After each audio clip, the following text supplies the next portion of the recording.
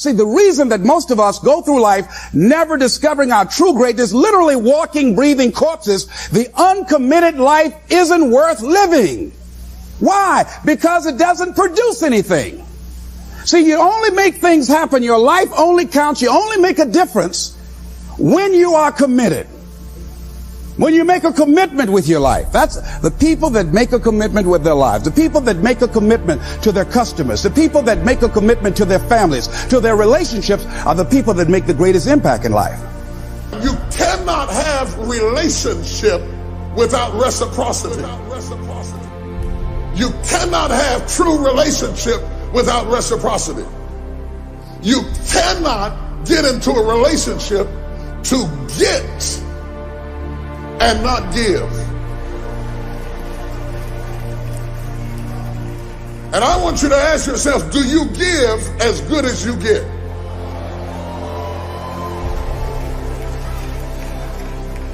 Add up what you're getting and weigh it against what you're giving, and then you will know whether you're really joined to anything. Yeah, people that come to work, they take a job, they're not committed to the job, they want the check. They want the check. Well, everybody wants some money, baby. I'm just here for the check. That's why it's not going to work for you. You don't understand the reciprocity. Anybody wants some money, but if you're not willing to give at least as good as you get, it will not last. And that's why you can't stay anywhere or work for anybody, because you've never had Levi. You may have had Reuben, you might have had Simeon, but you've never been joined to anything. So you collect anniversaries, you've got a lot of birthdays, you've got some plaques on the wall, but you've never been the person that you could be, because the could be is locked up behind commitment, and until you're committed, you'll never get the could be.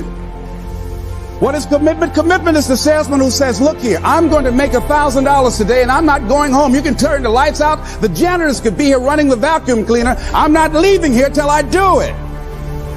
I used to be a door-to-door salesman. I had X number of TVs. I had a minimum amount that I knew I had to sell every day in order to provide for my mother, who was ill at the time, who had lost her job at the M&M cafeteria because of arthritis. And I said, I'm going to go door to door, and sometimes I would not come home until 1 o'clock at night, knocking on people's door, people closing. What do you want? Would you like to buy a nice working month's television set, no money down? No. What about an Emerson TV? No. Thank you very much. Do you know anybody else that would be interested? No.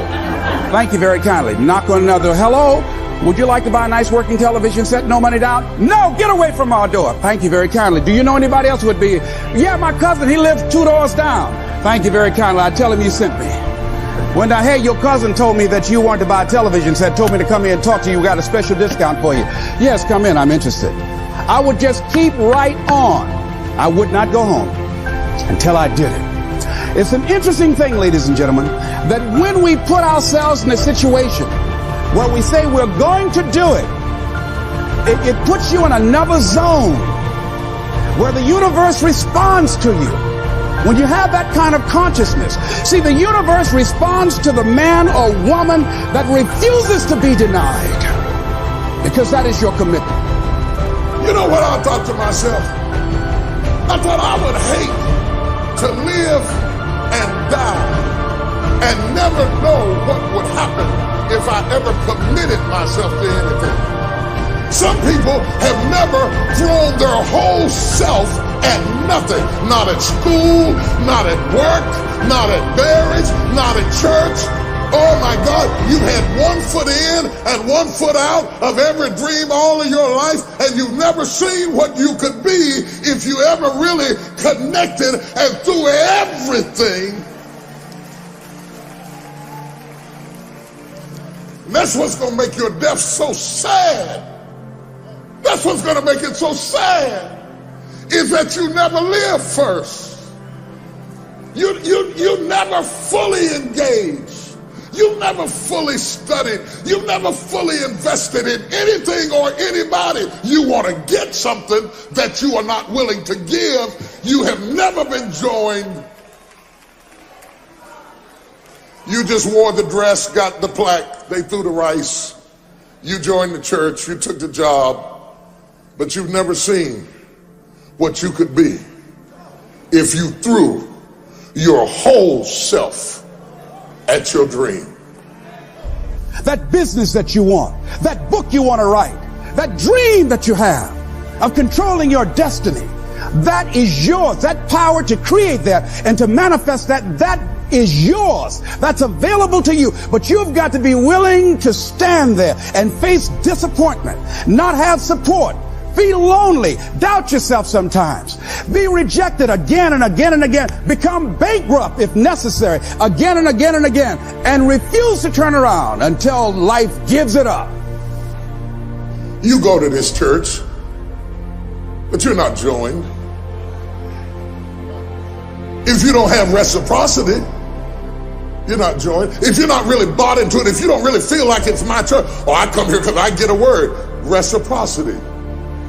What do you give back for what you get? Without reciprocity, no relationship will ever reach its apex because you're not fully invested in anything you do. So you catch some crumbs that fall from the master's table, but you don't get the children's bread.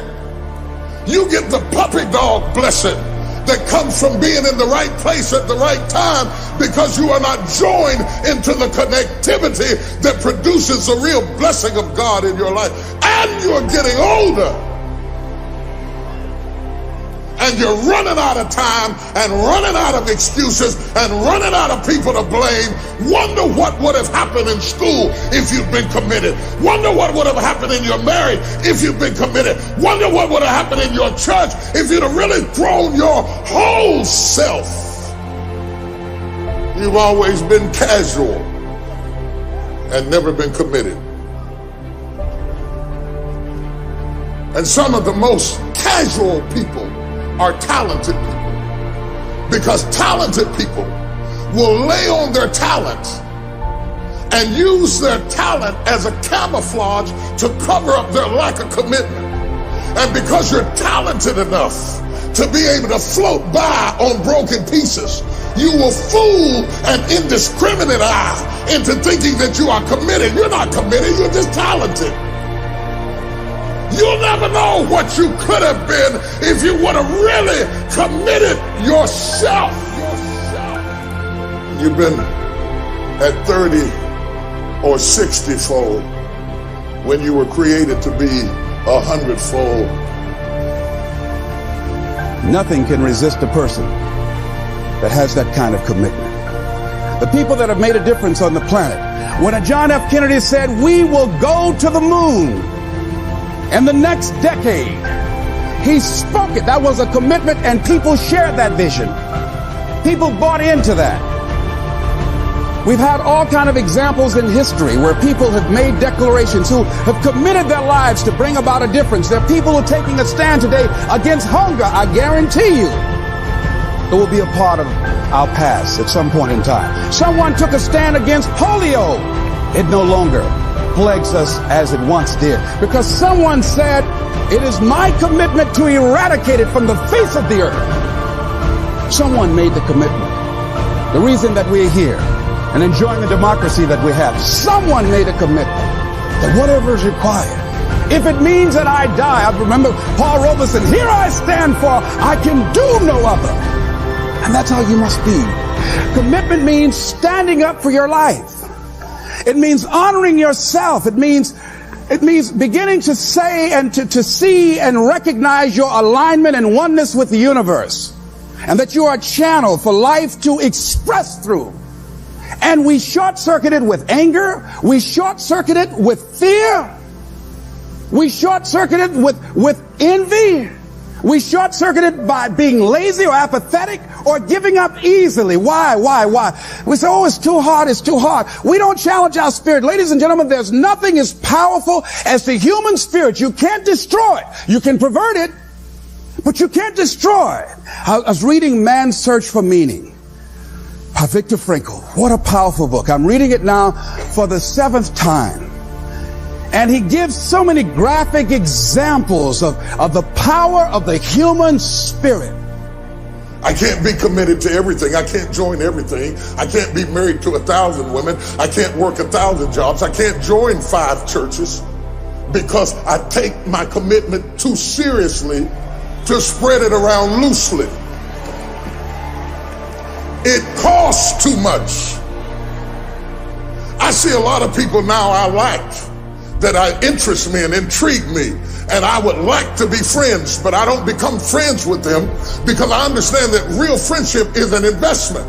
And there's not any more of me to go around, so we will be nice and we'll be casual acquaintances because I understand real friendship is a commitment. It means I will be there for you. It means I will return your calls. It means I've got your back. It means that I will emotionally, spiritually, financially do whatever I can to undergird you, and I can't do that with everybody. It's a commitment. It's more to it than being nice. I'd rather have somebody with commitment. Because if you are committed, you can go back to school. You can go back and read. You can go back and get yourself together. But you can have all the books you want to. If you don't have commitment, you will not succeed.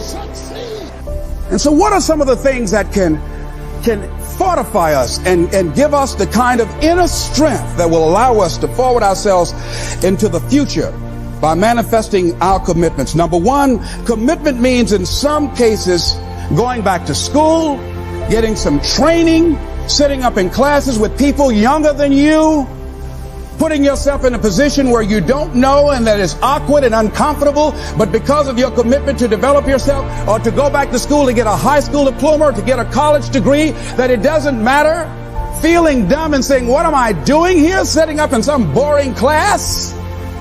Commitment can mean a lot of things. It could mean that you begin to go back. You got to back up sometimes. It means to back up and not give up, to regroup, back up and regroup and come back again because life has waylaid you, because you got knocked down. I know when I was working on my dream, there were times I lost my house at one point. I lost my car. I was broke. My credit was bad.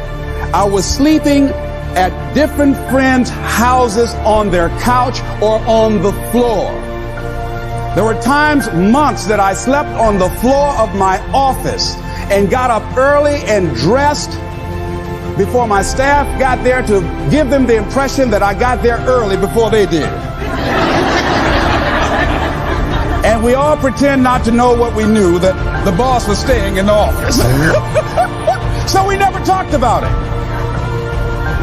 But I refuse to give up on my dream. And what happened? They say, in the prosperous years, you put it in your pocket. In the lean years, you put it in your heart. It makes me appreciate it even more.